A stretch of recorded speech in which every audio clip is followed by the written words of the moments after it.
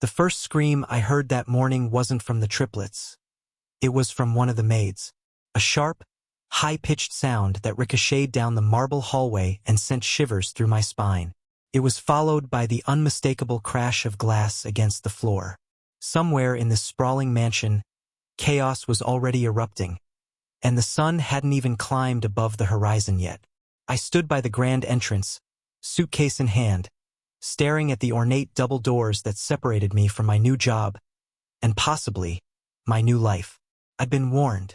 Every maid who had ever worked for Michael Grant, the billionaire tech tycoon whose face graced every business magazine in the country, had walked out within 24 hours. Some didn't even make it to lunch. They're just children, the agency had told me over the phone.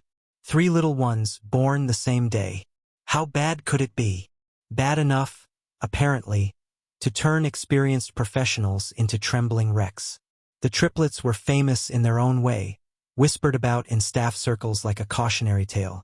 If you wanted easy work, you stayed far away from the Grant estate. But I wasn't here for easy. I was here because I needed this. The door swung open, and there he stood. Michael Grant. 6 foot something, tailored suit even at this hour, jaw sharp enough to cut glass. Eyes that looked like they'd seen the end of the world and decided to buy it. He didn't smile. He didn't offer a handshake. He just looked at me, scanning every inch of me like he was reading a resume I hadn't written. "You're late," he said, even though I wasn't. I didn't flinch. "I'm here," I replied. For a moment, his gaze held mine. Something flickered there. Curiosity? Skepticism? Before he turned and gestured for me to follow. We passed through corridors so wide you could park a car in them, under chandeliers worth more than my entire life's earnings. Every step I took, I could feel the weight of unseen eyes watching. Then I heard them. 3 distinct voices, overlapping in some kind of chaotic symphony. Shouting, laughing, shrieking. Sounds no one could have rehearsed. And when we stepped into the playroom, I understood why no maid lasted a day. They were everywhere. One boy was halfway up a bookcase, reaching for something dangerous. Another had a bottle of paint in his hands and was redecorating the Persian rug with confident, defiant strokes. The girl, yes, one of them was a girl, was in the corner, dismantling what looked like an extremely expensive drone. Michael's voice was low but sharp. "Your job is simple. Keep them alive." Simple, right? I took a step forward, and 3 pairs of eyes turned toward me. There was a spark there, mischief, challenge, something unspoken that said, "Let's see how long you last." But what they didn't know was that I'd seen worse. I'd survived worse. And I wasn't here to run. This wasn't just a job. It was my shot. My chance to prove that resilience could outlast chaos, that patience could tame storms, and that sometimes the person you least expect to make a difference ends up changing everything. And as one of the boys launched himself off the couch toward me, mid-laugh, mid-dare, I braced myself. Let the first day begin. The boy's leap was reckless. Arms flung wide, no hesitation, no fear of hitting the marble floor beneath us. I caught him mid-air, the sudden weight knocking me back a half step, but I didn't let go. His laugh erupted, loud and contagious, though I could tell it wasn't pure joy. It had that edge kids develop when they're daring you to scold them. "Gotcha," I murmured, holding him steady until his feet touched the ground again. From the corner of my eye, I caught the girl pausing mid-dismantle of the drone. She was watching me now, a flicker of interest breaking through her mask of defiance. But it was gone in a heartbeat, replaced by the same sharp, assessing stare her father had given me earlier. The other boy, taller, with the wild kind of energy that buzzes through a room like static, had already moved on to a new mission, balancing a tower of blocks on top of the sleeping family dog. The poor retriever's eyes opened briefly, resigned to its fate. I took a slow breath. If I started barking orders or chasing them around, I'd be playing into their game. I'd seen this before, not in rich kids, but in the neighborhood back home where survival meant learning how to read people fast. These kids didn't just want chaos. They wanted control. So I gave them something unexpected. "All right," I said, pulling off my coat and dropping my bag near the door. "Let's make a deal. You can do whatever you want. As long as you can make me laugh. 3 sets of eyes blinked at me. For the first time, they weren't moving, breaking things, or testing boundaries. They were thinking. It was Michael who broke the silence. From behind me, his voice dripped with disbelief. "That's your plan, sir?" I said without turning. "If it doesn't work, you can fire me before dinner." There was no answer. Just the sound of his footsteps retreating down the hallway. The boy I'd caught grinned suddenly. "You'll regret this." "Maybe," I said, smiling back. What followed was a whirlwind. Puppet shows made of socks. The girl trying to make me say tongue twisters until my voice cracked. The block tower evolving into a makeshift castle. Yes, it was messy. Yes, it was loud. But beneath all that noise, something shifted. I saw it in their eyes, in the way they started looking at me not as the next disposable adult to pass through their lives, but as someone who might actually stay. I didn't realize until hours later, when Michael reappeared, that the mansion felt different. Lighter. Not quiet, God no, but different. He stood in the doorway, surveying the scene. His daughter curled up with the dog. The 2 boys sprawled on the floor surrounded by half-built Lego spaceships. And me still here, his brow furrowed. "Huh," was all he said before walking away again. It was small, barely anything, but I felt it, a crack in the ice. And I knew then, this wasn't just about surviving the day. It was about breaking through walls that money had built higher than any fence I'd ever seen. By late afternoon, the golden light spilling through the mansion's glass walls gave everything a kind of deceptive calm. It was the sort of warm, glowing moment you'd see in a magazine photo spread, except the scene in front of me was far from tranquil. One of the boys, Ethan, had decided it was a good idea to fix the indoor koi pond by dumping half a box of cereal into it. The other boy, Liam, was halfway through a dare to see if he could climb from the staircase railing to the chandelier without touching the floor. And the girl, Ava, had quietly slipped away. Something I noticed only because the room felt emptier without her sharp little comments slicing through the air. I found her in the library. The room was massive, wall-to-wall shelves packed with books. But Ava wasn't reading. She was curled up in one of the high-backed leather chairs, knees pulled to her chest, staring out the tall window like she was watching for something that would never come. I didn't say anything at first. I just sat down in the chair across from hers and waited. After a while, she glanced at me. "You're still here?" "Yeah," I said. "Why wouldn't I be?" Her lips twisted into something that wasn't quite a smile. "They all leave. They always do. My brothers make sure of it." "And you?" I asked softly. "Do you try to make them leave too?" She shrugged, eyes darting back to the glass. "Doesn't matter. People always go."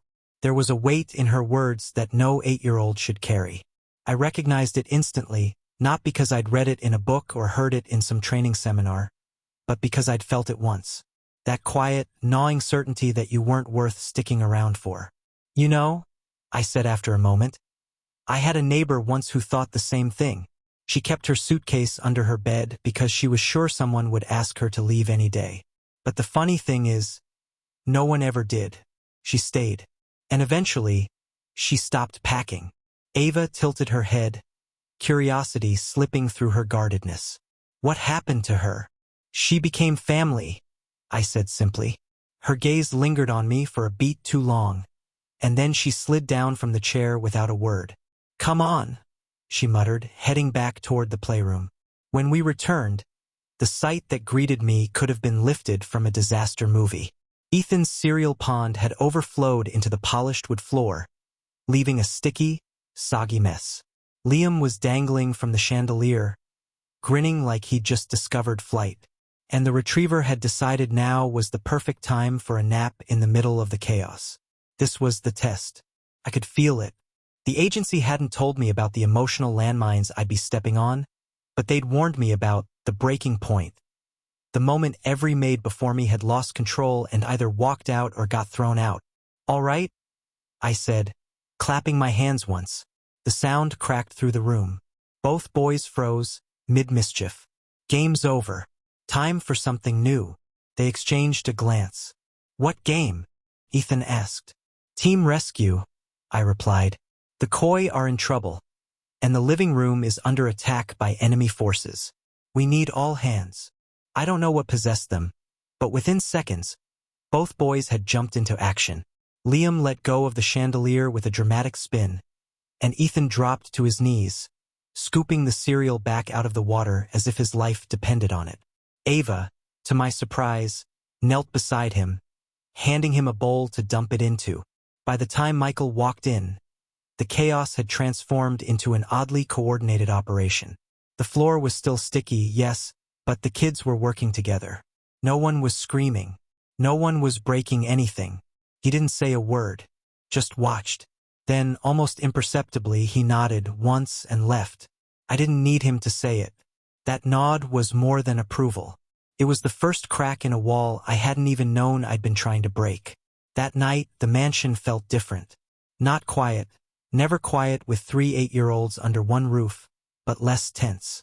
There was still the occasional burst of laughter from down the hall, the sound of footsteps racing where they shouldn't, but it wasn't the sharp, testing chaos from earlier. It was almost normal. After dinner, which was its own small victory, no food fights, no plates shattered, I found myself alone in the kitchen, rinsing off dishes before the housekeeper took over for the night. She was older, hair pulled back in a neat bun, her eyes carrying the weight of someone who had seen more than she ever said out loud. "You lasted a day," she said simply, handing me a stack of plates. "Guess so," I replied, trying to sound casual. Her gaze lingered on me, studying. "They're not bad kids. They've just been left alone too much. Even when they're not alone." I thought about Ava in that chair, staring out the window like she was waiting for someone who never came. About Liam dangling from the chandelier not just for fun, but for attention. About Ethan dumping cereal into the koi pond because it was better than being ignored. The housekeeper must have read something in my face, because she added quietly, "Their mother passed when they were 2. Mr. Grant threw himself into work. He provides for them, sure, but, well, you've seen the rest." I had, and now it made sense. Later, when I walked down the long hallway to the guest quarters where I was staying, I paused outside the Triplets' rooms. The boys shared one. Ava had her own. I could hear muffled giggles from behind the boys' door, and from Ava's room, nothing at all. I hesitated before knocking gently. "Ava? It's me." There was a pause. Then, "Come in." She was sitting cross-legged on her bed, a book open in her lap, though I could tell she hadn't been reading it. The lamp beside her cast a warm glow, softening her features in a way that made her look even younger. "Just wanted to say good night," I said, leaning against the doorframe. She tilted her head. "You're not scared off yet?" "Not yet," I said with a smile. Her eyes searched mine for a moment before she asked, almost casually, "Are you going to leave too?" The question hit harder than I expected. I thought of all the times I'd asked something like that in my own life, sometimes out loud, more often silently, wondering if someone would stay, hoping they would, bracing for the moment they didn't. "I'm not planning on it," I said finally. It wasn't a promise. I'd learned the hard way never to make those lightly, but it was the truth. She nodded once, like that was enough for now, and went back to her book. The rest of the night passed without incident. But lying in bed later, I kept hearing her voice in my head. "Are you going to leave too?" In the morning, the real test began. Kids are smart. Smarter than most adults give them credit for, and I knew the Triplets would come at me harder now. The first day had been about testing boundaries. The second would be about breaking them. Sure enough, breakfast was an obstacle course of spilled orange juice, switched cereal bowls, and the kind of sibling arguments that could spiral into war in under a minute.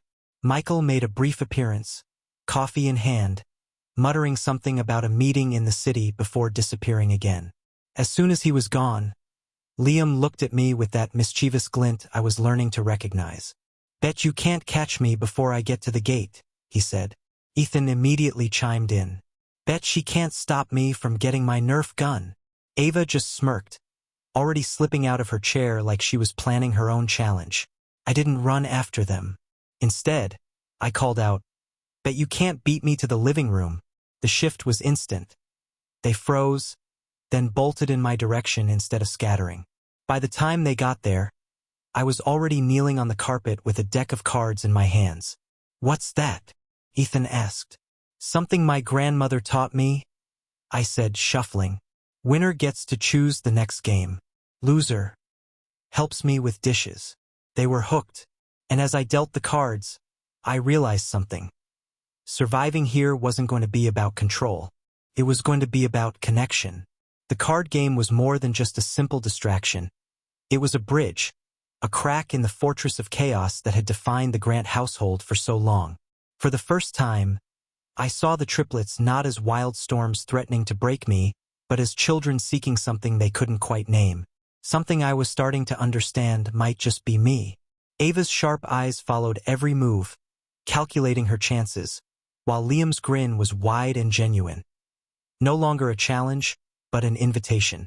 Ethan, always the most competitive, leaned in, his brow furrowed in concentration. But there was a softness to his focus that caught me off guard. After the last hand was played, Liam threw down his cards with a triumphant laugh. "I win." "All right," I said, smiling. "Your choice." "Tag," he declared instantly, jumping up and lunging for me. I barely dodged, heart pounding as laughter filled the room. The chase was on. That afternoon, as I caught my breath after another round of tag, I found myself thinking about the long road ahead. These kids were more than just mischievous. They carried the weight of loss, of neglect, of being left to fend for themselves while their father built an empire. I thought about my own past, the days when I felt invisible, when the world seemed too heavy for my small shoulders. How survival wasn't just about making it through the day, but about finding moments that made life worth sticking around for. As the sun dipped low and shadows stretched across the marble floors, I sat with the triplets on the great stone steps outside, their small hands clutching mine as they told me stories. Some true, some wildly exaggerated, but all pieces of who they were. Ethan talked about his dream of being a pilot, flying so high the world looked like a tiny toy below. Liam wanted to be a magician, pulling wonders out of thin air to make people smile. Ava's voice was softer when she said she wanted to be a writer, to create worlds where everyone found a place to belong. In those moments, I wasn't their maid or their caretaker. I was simply a listener, a witness to their hopes and fears. That night, after they'd been tucked in, I sat alone in the kitchen with a cup of lukewarm tea, reflecting on everything. The mansion, with all its grandeur, was still just a building. It was the people inside who made it a home or didn't. Michael's absence was a ghost that haunted every room.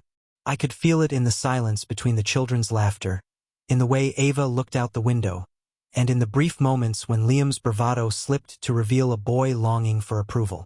But I also felt something else, a spark of possibility. I wasn't just here to survive the chaos. I was here to change it, to be the one steady presence who could hold them when the world felt like it was spinning out of control. And maybe, just maybe, to heal parts of myself I didn't even know were broken. The following days settled into a rhythm that was chaotic, unpredictable, but slowly hopeful.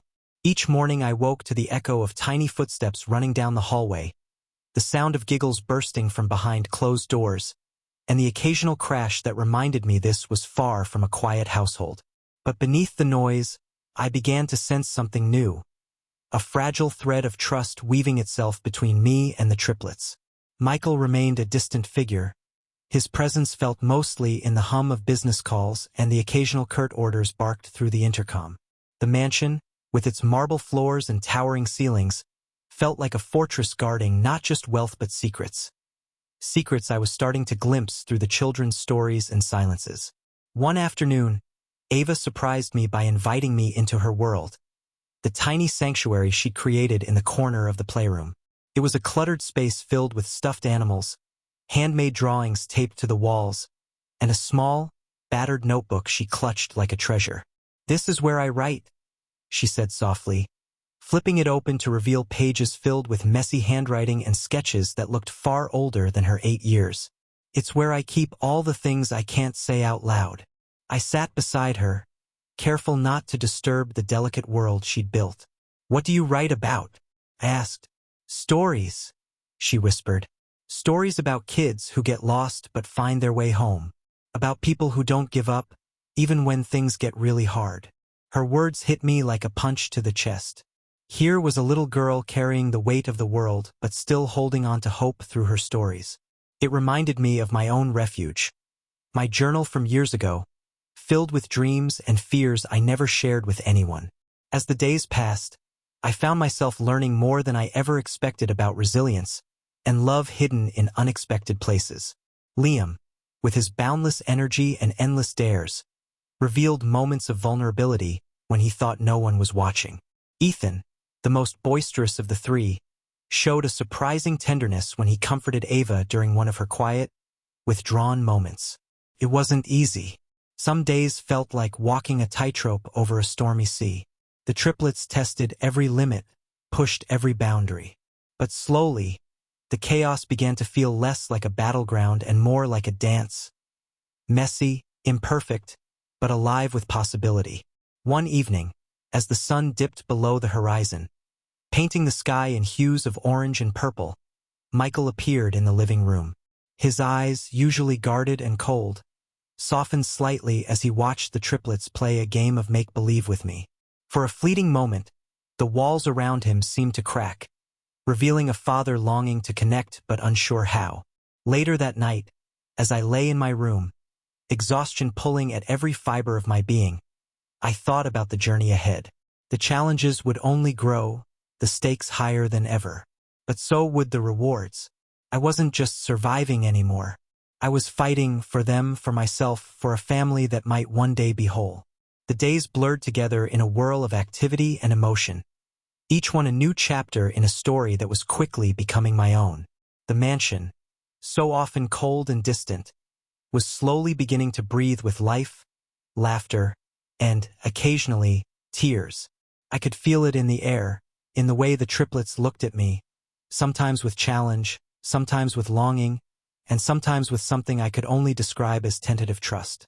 It wasn't just about surviving anymore. It was about building something fragile and precious from the wreckage left behind by absence and pain. Michael Grant might have been a billionaire, but the wealth in this house couldn't buy what the triplets needed most: love, attention, and someone who wouldn't walk away. One afternoon, as sunlight streamed through the towering windows, I found myself alone with Ethan in the sprawling garden. The boy was sitting on the stone steps, kicking at the dirt with a stick, his usual bravado replaced by a quiet stillness. For a moment I hesitated, wondering if I should push him to talk or give him space. "Want to tell me what's on your mind?" I finally asked. He shrugged, eyes fixed on the ground. "I'm scared," he admitted, voice barely above a whisper. That one word shattered the wall he'd built around himself. The bravado, the wild energy, they were all masks for the fear no child should carry alone. I sat beside him, letting silence stretch between us like a bridge. "I get scared too," I said softly. "Sometimes it feels like the world is too big and we're too small." He looked up then, meeting my eyes with something that felt like hope. "Do you think it ever gets better?" "I do," I said, reaching out to squeeze his shoulder. "Sometimes you just have to hold on a little longer." That moment changed everything.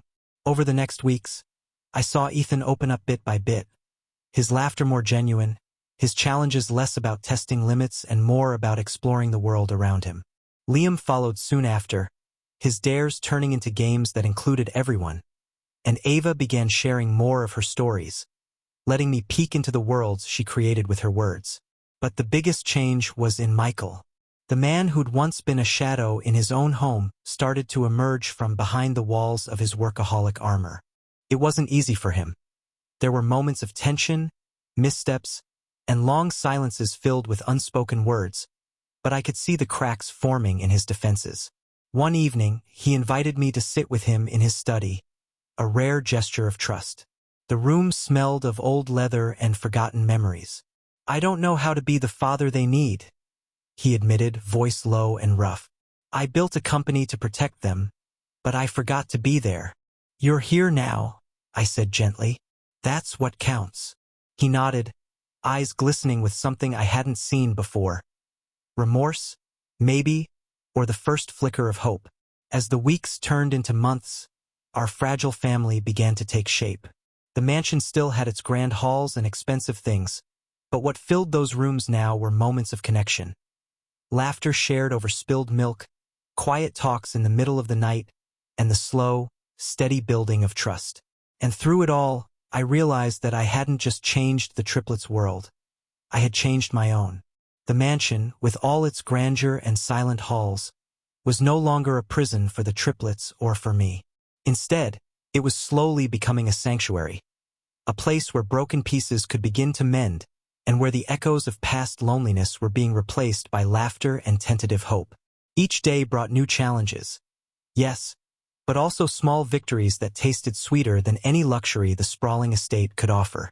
One morning, as dawn crept softly through the heavy drapes, I found Ava sitting by the large bay window, clutching her battered notebook close to her chest. The girl's usual sharpness was softened by a fragile vulnerability that tugged at my heart. She looked up as I entered, eyes wide but hesitant. "I wrote something," she whispered, holding the notebook out to me.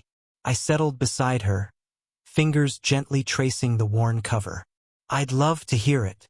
Her voice was quiet but steady as she read aloud a story about a little girl who found a magic garden hidden behind a forgotten door, a place where the sun always shone and where she was never alone. The words were simple, yet filled with the kind of hope and longing only a child who had known loss could write. When she finished, I smiled, my throat tight with emotion. "That's beautiful, Ava. You have a gift." For a moment, she just looked at me, then nodded slowly, the smallest hint of a smile tugging at her lips. As the days passed, Ava's stories became windows into her soul, revealing fears, dreams, and the fierce desire to belong.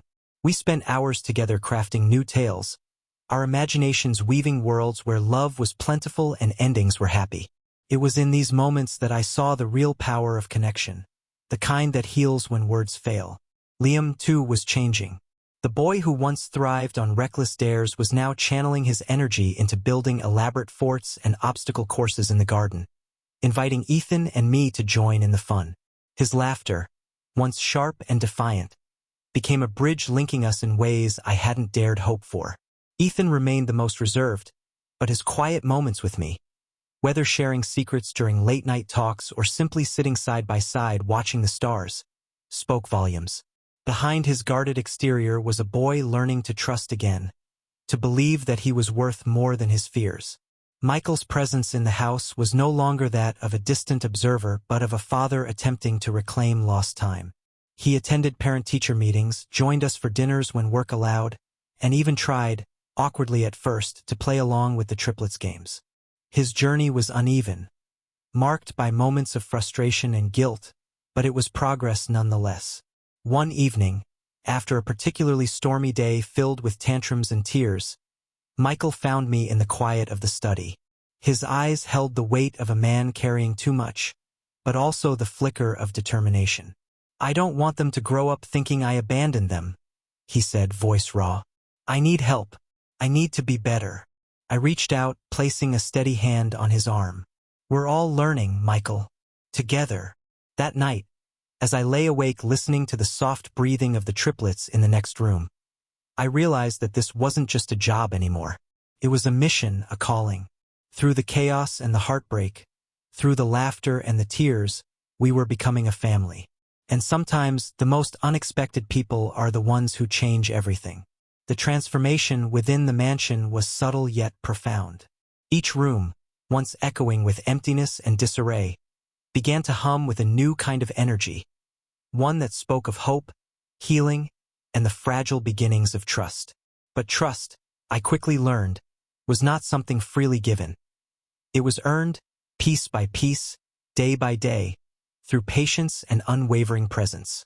One chilly morning, as frost kissed the edges of the garden, Liam stood by the window staring out, his usual sparkle dulled by a silence I hadn't seen before. Without a word, I joined him, standing quietly beside the glass as the world outside shimmered under the weak winter sun. "Want to tell me what you're thinking about?" I asked gently. He shrugged but didn't look away. "It's just, sometimes I feel like I'm invisible." That single sentence landed heavy between us. Invisible. It explained so much, the need to shout with reckless energy, the daring escapes, the constant testing of limits. A child desperate to be seen, to be acknowledged. I see you, I said firmly. Every bit of you. He turned to me then, eyes searching, perhaps unsure if those words were true. Even when I mess up? Especially then, I replied. Nobody's perfect, Liam. But that doesn't mean you don't matter. In that moment a shift occurred. The walls he had built around himself started to crumble, if only just a little. Over the following days, I watched as Liam began to pull back from his bravado, showing glimpses of the boy beneath, the one who craved connection but feared rejection. Meanwhile, Ava's stories continued to evolve, growing richer and more complex. She shared with me a tale about a magical forest where lost souls found their way home. It was clear that her writing was not just fantasy. It was a mirror reflecting her deepest hopes and fears. I encouraged her to keep writing, to pour her heart onto the pages, because in those stories lay her strength. Ethan, quieter but no less impacted, surprised me one afternoon when he offered to help me prepare dinner. As we chopped vegetables and stirred pots, he talked about his dreams, not as grandiose as his brothers, but deeply sincere. He wanted to be someone who made a difference, someone who could protect others from feeling as lost as he sometimes did. That evening, Michael joined us at the table.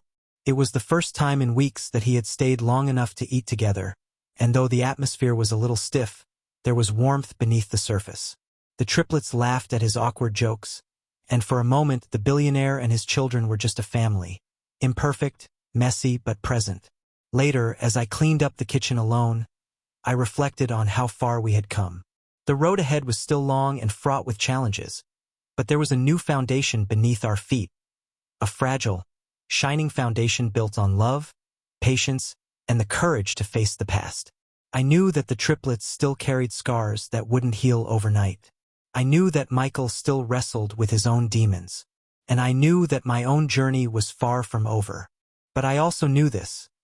Sometimes the most unlikely people in the most unlikely places can change everything. The days unfolded with a rhythm that was unpredictable yet filled with small miracles. The mansion, once a fortress of loneliness and silence, had slowly become a place of life and tentative hope. Each morning I woke to the sound of footsteps and laughter echoing through the halls. Sometimes chaotic, sometimes sweetly quiet, and I realized that the triplets were beginning to see me not as just another adult passing through, but as someone they could trust. It was a fragile trust, like glass catching the light just right, but it was real. One crisp autumn afternoon, as leaves tumbled in fiery swirls outside the tall windows, I found myself sitting beside Michael in his study. The air was thick with the scent of old leather and forgotten memories, and for once, the billionaire seemed less like a man consumed by his empire and more like a father who had lost his way. His eyes, usually so guarded, softened as he looked at me. "I don't know how to fix what I've broken," he said quietly. "I thought providing for them was enough, but it's not. It never was." I nodded, feeling the weight of his confession. "It's never too late to start," I said gently. "You're here now." He sighed, a deep, weary sound that spoke of regret and hope entwined. "Sometimes I wonder if they'll ever forgive me." "They already love you," I assured him. "They just need time to remember how." Outside the study, the triplets were in the garden, their laughter carrying through the open windows. I thought about how far they'd come, from wild storms of chaos to moments of pure joy, and how much work lay ahead. Healing was not linear.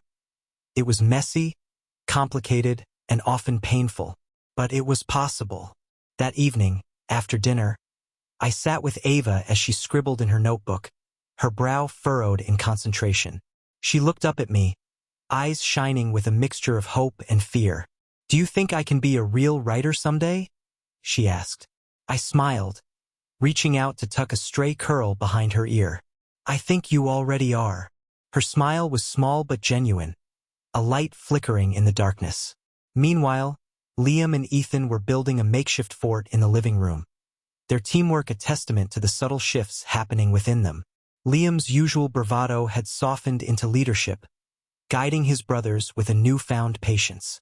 Ethan's quiet determination showed in every carefully placed block and every shared laugh.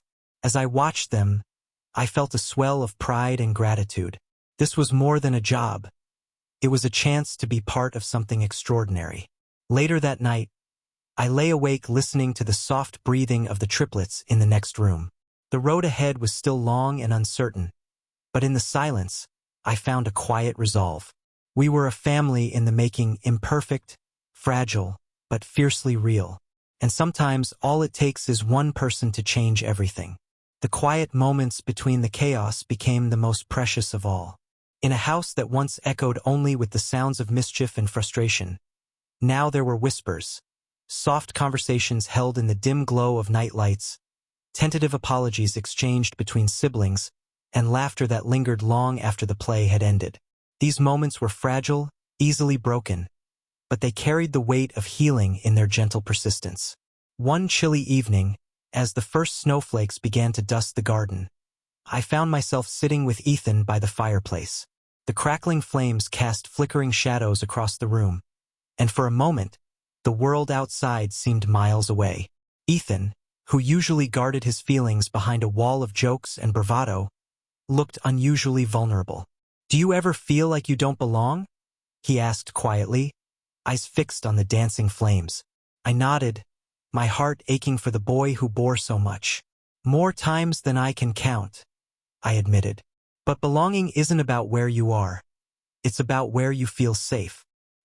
He looked up at me, his usual guarded expression softened by trust. "Do you think I'll ever feel safe here?" "You already are," I said, reaching out to ruffle his hair. "It just takes time to believe it." Over the following weeks, I watched Ethan begin to lower his defenses. He was still the loudest and most boisterous at times, but there were moments, quiet moments, when his laughter softened, and his eyes held a new kind of light. He started to share his thoughts and fears more openly, and I knew the walls around his heart were slowly coming down. Liam, too, showed growth that surprised even himself. His daring escapades turned into careful explorations. His challenges transformed into games that included everyone. His leadership among the siblings was blossoming, and I could see the pride in his eyes as he guided his brothers with patience and kindness. Ava, ever the quiet observer, continued to pour her soul into her stories. One afternoon, she handed me a new notebook filled with pages of her writing. "These are for you," she said shyly, "so you can understand me better." I was touched beyond words.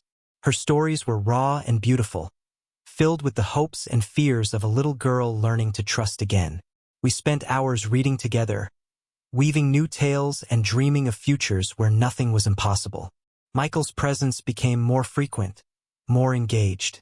He attended school events, asked about the children's days, and made an effort, awkward but genuine, to connect. I saw the struggle in him, the battle between the demands of his empire and the longing to be a father who was truly there. But he was trying, and that made all the difference. One night, after a long day, Michael and I found ourselves talking late into the evening. The walls between us, built on years of distance and misunderstanding, began to crumble. He shared his fears, his regrets, and his hopes for the future. "I want to be better," he said simply. "For them. For all of us." I smiled, feeling the truth of his words resonate deep within me. "We will be," I promised, "together." As the months passed, the mansion transformed from a house of isolation to a home filled with love, resilience, and hope. The triplets, once wild storms of chaos, became beacons of possibility, proof that even the deepest wounds could heal with time, patience, and unwavering love. And through it all, I realized that this journey was not just theirs. It was mine too. The rhythm of life in the mansion had shifted again, settling into a new kind of normal, one filled with messy moments and quiet victories. Every day was a balancing act, a dance between the past shadows and the fragile light of possibility. The triplets were no longer just kids causing chaos. They were children growing, learning, and slowly opening their hearts to the idea of family. One crisp morning, As sunlight poured through the grand windows, I found myself sitting with Ava on the wide stone steps outside. She was holding her latest notebook, the pages thick with her swirling handwriting and delicate sketches. Her eyes were bright, but there was an edge of uncertainty that pulled at me. "Do you think I'm brave?" she asked suddenly, her voice barely above a whisper. I looked at her, the little girl who carried so much in her tiny frame. "Bravery isn't about not being scared," I told her. "It's about doing what you have to, even when you are." She nodded slowly, folding her notebook carefully. "I want to be brave like that." As we sat there, Liam and Ethan came running up, their laughter filling the air like music. Liam was breathless, eyes shining with excitement. "Come on. We found something cool in the garden." Curiosity piqued. Ava and I followed them to a cluster of bushes near the far edge of the yard. There, half buried in the dirt, was an old rusty tin box. The boys looked at me with wide eyes, and Ava's fingers trembled as she brushed away the dirt. Inside were letters, yellowed with age and tied with a faded ribbon. The children's faces lit up as they began to read aloud, discovering stories from a time before the mansion was theirs. Tales of love, loss, and hope from generations past. It was a moment of magic, a bridge between past and present, reminding us all that we were part of something bigger. That family wasn't just about blood or wealth. It was about connection, memory, and the stories we choose to carry forward. That evening, Michael joined us around the fireplace, the tin box resting between us like a precious relic. He shared stories of his own childhood, fragments of a life shaped by loss and determination. For the first time, the triplets saw him not as a distant figure, but as a man with struggles and dreams just like theirs. Later, as I watched them settle into bed, I felt a deep sense of peace. The journey was far from over, but with every shared story and every moment of vulnerability, we were building a foundation strong enough to withstand the storms ahead.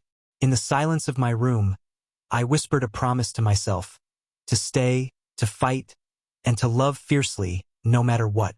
Because sometimes the greatest courage is simply choosing to be present. The fragile threads of trust that had been woven over months began to strengthen, binding us into a family that, while far from perfect, was becoming real. The mansion no longer felt like a place of isolation or cold wealth, but a home filled with stories, memories, and the raw, beautiful chaos of children growing into themselves. One rainy afternoon, as the sky wept softly against the tall windows, I found myself curled up with Liam on the oversized sofa. His energy had calmed from the wild storm I first met, replaced by a thoughtful quietness that surprised me. He was clutching a small, battered soccer ball, the one thing he'd held onto through all the turmoil. "Do you miss playing outside?" I asked gently. He nodded, eyes distant. "I miss running free, without rules or someone telling me what to do." I understood. Freedom was something the triplets had never truly known, locked as they were in the gilded cage of their father's mansion and his absence. "We'll find a way," I promised. "You'll play outside again, feel the grass beneath your feet, and run as far as you want." His small smile was a flicker of hope, fragile but real. Meanwhile, Ava's stories continued to flourish. She had started writing a book, a story about 3 siblings who overcame impossible odds to find each other and themselves. It was raw, honest, and full of the kind of hope only a child who had been hurt deeply could create. One evening, as I read her latest chapter, I felt tears sting my eyes. Her words were a testament to resilience, a reminder that even the smallest voices could echo with the loudest truths. Ethan was growing too, his quiet strength emerging like the first buds of spring. He still carried his fears, but they no longer ruled him. Instead, he used them to fuel his determination to be better, to protect those he loved.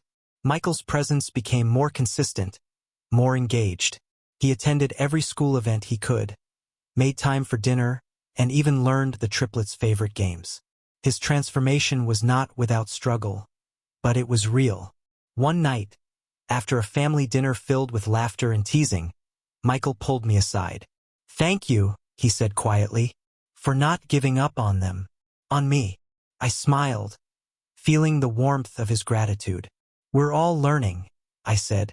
"Together."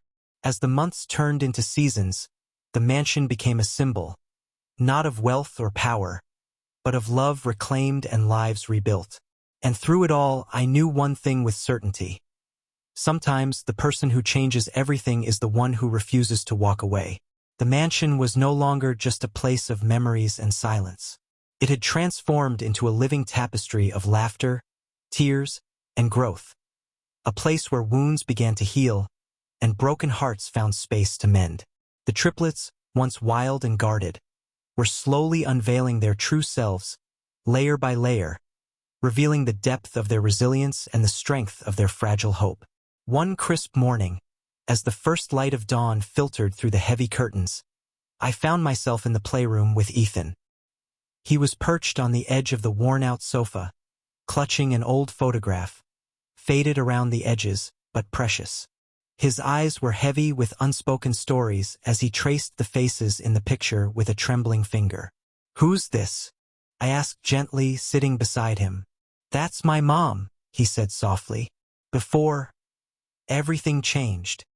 His voice cracked, and the raw pain beneath it was impossible to ignore. I wrapped an arm around him, pulling him close. "She loved you," I said firmly, "and she's still with you, in every part of you." Ethan leaned into me, a fragile thread of comfort in the storm of his grief.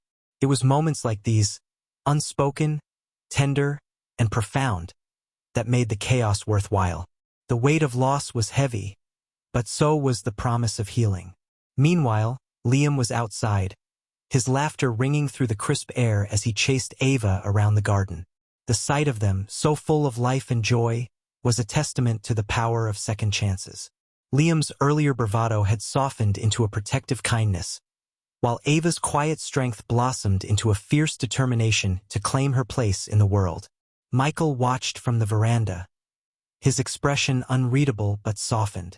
He was learning to navigate the fragile landscape of fatherhood, balancing his empire's demands with the needs of his children. His attempts were imperfect, often clumsy, but they were there, and that made all the difference.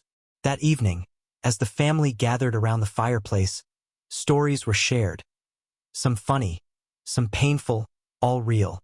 The tin box of old letters sat between us, a tangible connection to the past that reminded us of where we came from and the legacy we were building together. After the triplets were tucked into bed, Michael and I remained by the fire, the flickering flames casting shadows that danced like ghosts of the past. He confessed his fears, that he might never fully repair the damage, that time might never be enough. But beneath his doubts was a fierce resolve to try, to be better, to stay. "I'm scared," he admitted quietly, "but I don't want to lose them again." "You won't," I assured him. "Not if we keep showing up. Every day, no matter what." As I lay awake that night, the mansion silent but alive with the echoes of the day, I realized that the greatest battles were not fought in boardrooms or grand halls, but in the quiet moments of love, forgiveness, and courage. And sometimes the strongest person in the story is the one who chooses to stay, to believe, and to fight for a family that others might have given up on. The seasons turned slowly, each one weaving a new layer into the fabric of our lives. The mansion, once an echo chamber of absence and silence, now resonated with voices, sometimes raised in laughter, sometimes lowered in quiet confessions, but always full of life. The triplets, once shadows of lost children, began stepping into the light, their personalities slowly blooming like flowers after a harsh winter. One cold afternoon, I sat with Ava in the sunroom. She was curled up with her notebook, fingers tracing the words she had written late into the night. Her stories, full of hope and resilience, mirrored her own journey, but beneath her bright eyes flickered a doubt. Did she truly believe in the happy endings she wrote? "Do you think my stories will make a difference?" she asked softly. I smiled, brushing a strand of hair from her face. "Your stories are powerful because they come from your heart. They remind us that even when things are hard, there is always hope." Her small but sincere smile revealed a growing determination. Outside, Liam and Ethan built a fort in the garden, their laughter carrying through the crisp air. The bond between the boys had strengthened through the trials they had faced together. Liam's protective nature deepened, while Ethan's quiet strength blossomed into confidence. Michael watched from the veranda, his face softening as he saw his children transform. Though scars of the past lingered, a newfound sense of pride and connection had begun to grow. That evening, after the triplets were asleep, Michael and I sat by the fire. The warm glow illuminated the lines of fatigue and hope on his face as he spoke of his heavy burden. Regrets, missed moments, and fear of failing them again. Yet, beneath it all was a resolve to be present, to heal, and to build a future worthy of their dreams.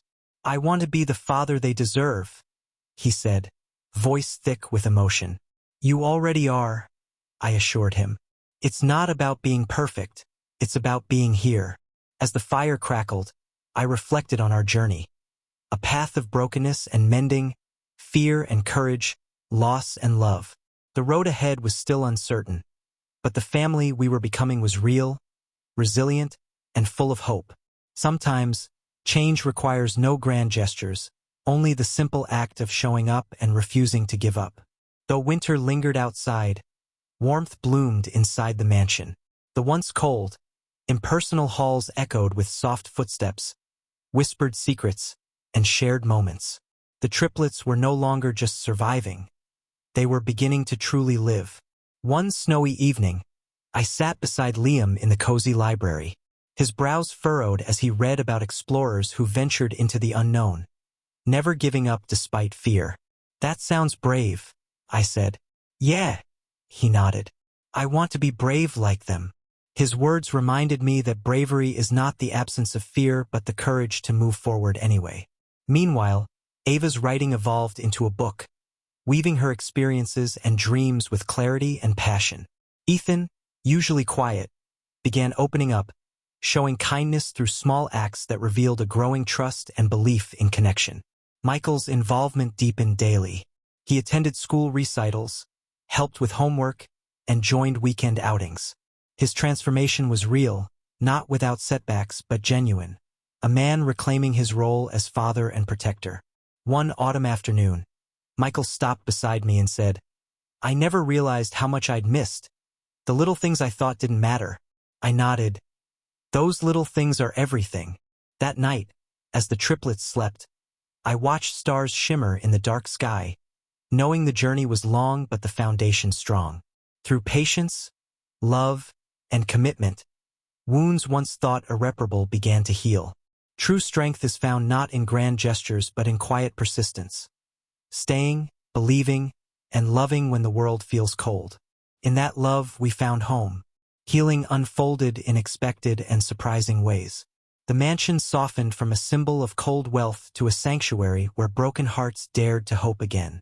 Each day balanced the past shadows with the fragile light of possibility, growing brighter with every shared smile, whispered secret, and tear.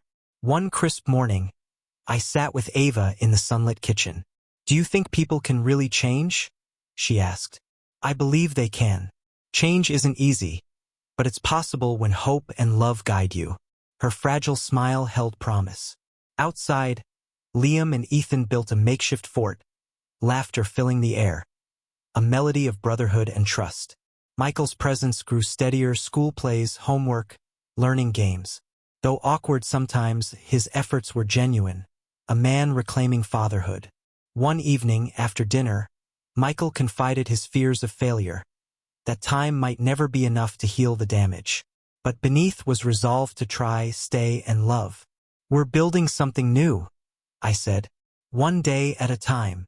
That night, watching stars, I knew the road was uncertain, but the greatest strength lies in courage. To keep going, believe in change, and choose love. Seasons shifted, bringing quiet acceptance that healing has no clear end, but every step is worth it. The mansion pulsed with a family's heartbeat. The triplets, once lost in pain, now stepped into possibility.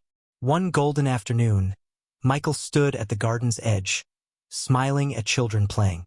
No longer just a distant billionaire, he was a father learning presence, listening, and love. Around the fire pit, the triplets glowed in firelight. Ava told stories of courage and hope. Liam and Ethan listened with admiration. Later, in the study's quiet, Michael spoke of regrets, hopes, and fears, tempered by resolve. I never thought I'd see this, the three of them happy, hopeful, and us together. It's because we chose to fight, for them, for each other, I said.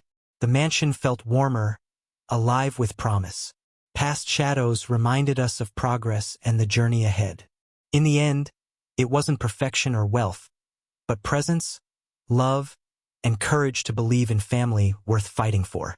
The greatest victories come not from grand gestures but quiet moments of connection that change everything.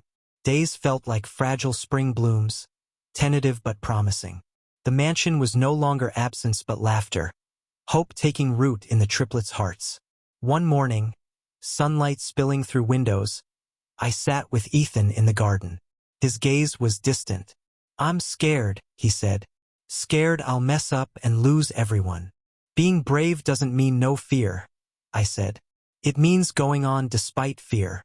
I want to be brave. And you are. Every day." Liam and Ava planned a surprise for Michael, their bond strengthening. Michael's eyes filled with tears receiving handmade cards and a collage, a testament to our family.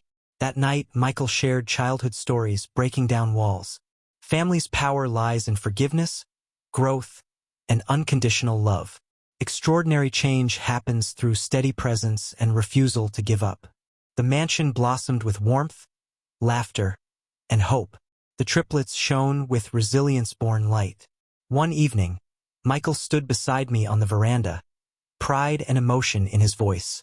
"I never thought I could be this present, this connected. Seeing us now makes me believe we can heal. Together. It's not perfection but choosing love every day.